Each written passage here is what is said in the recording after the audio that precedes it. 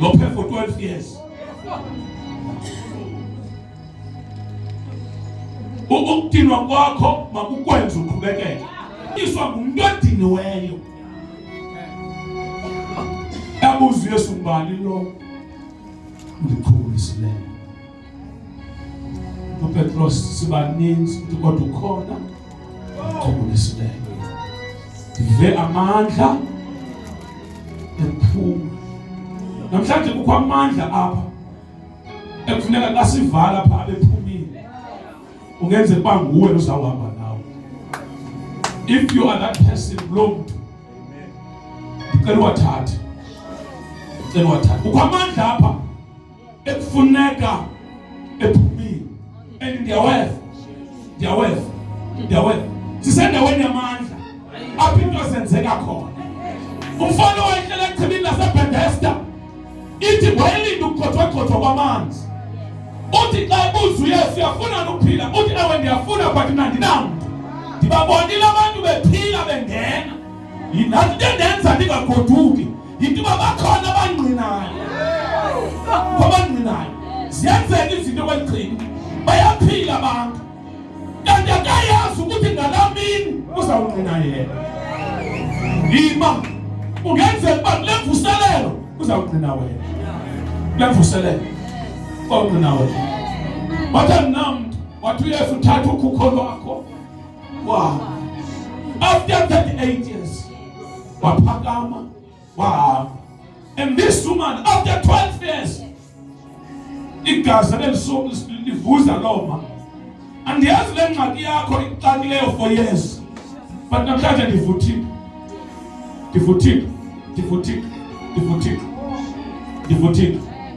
namhlanje. Le ngxaki yakhe 12 years ndivuthile. Intombi kaYayiro nayo yayina 12 years kudala. Seyifile wafika uYesu waYayiro wakhupha abantu phandle washiya abantu abathile endlini. Namhlanje ukuthi kuba nomxelelo kukho abantu ekuzafuneka bakhuphile. Khona ekuzafuneka bakhuphile. Ukuba imangaliswa ngeke yenzeke usekho bona. Bathi bawuphuma incwadi kaMarko yona ithi wafika uYesu wathi entombini mntana ntombazana talitha khuma. Ngentetho avakala ukuthi intombazana avuka. Kuthiwa oko yathimla intombazana yavuka. Kungenzeka namhlanje kuzawuthimla wena. Kukho izinto ekufuneka zithimlile. Kukho into ezifile nangoku yaziva ziyavuka. Kukhona intambiso namandla belele nangoku uyaweva ukuthi iyona into yakho. Ungancami, unganikezeli. Uyaphila noThixo. Lift up your hands. Uyaphila noThixo.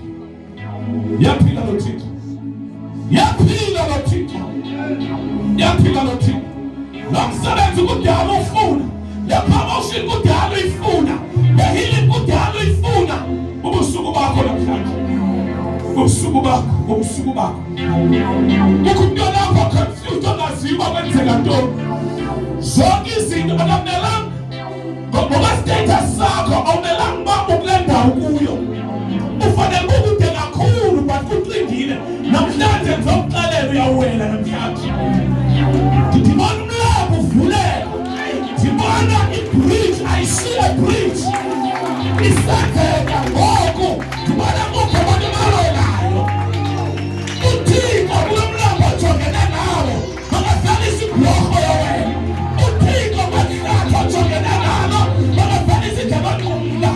uThixo makadangiyekele. uJoshua wakhe walibambilanga wathi malengajoli iintyama zam zingaphelanga. Namhlanje kawubamba ubusuku ngeke kufe ungaphumelelanga. Ngeke kufe ungagqobhozelanga. Namhlanje kawuyongena esibhedlele ungena kwi-breakthrough yakho. Namhlanje kawungena kuthangweni ozawusungona umntu. This God is alive. Uyaphila noThixo. uThixo adala incili ngekho ubekhona. Usimakade umaxhoba ayakhawuleza. Jehova Jireh, Jehova Shalom, Jehova Mkadesh, Jehova Rafa, Jehova Ebenezer. Uthi ndibuya. Kodwa wayo uthi adala incili ngekho ubekhona. Ungena kwakho namhlanje. Lift up your hands and welcome this God. Uyawela.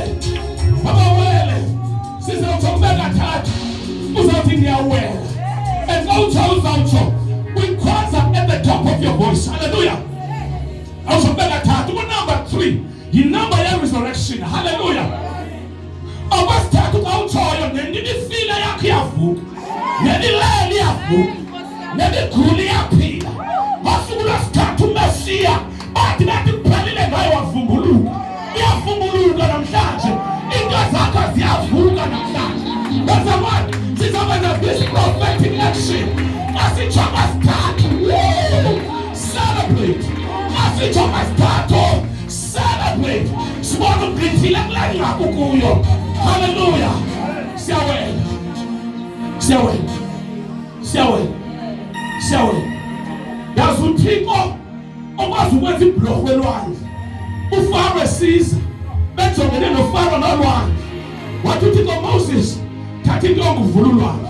Namhlanje ndimethe ngoMoses. Intonga liyiphethe. Ndithi ulwandle siyalivula. Ndithi wena uyawela. Ndithi wena uyawela.